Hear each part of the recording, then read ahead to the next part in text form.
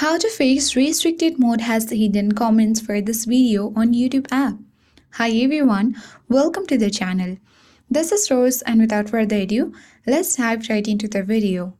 First of all, navigate to YouTube application on your phone.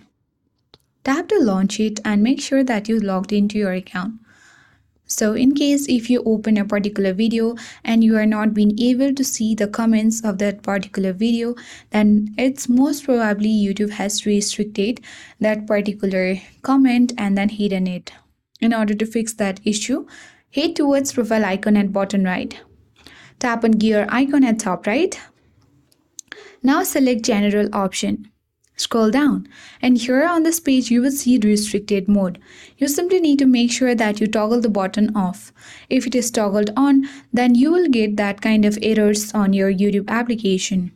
And after that, your restricted mode has hidden comments for this video on YouTube application will be fixed. That's it.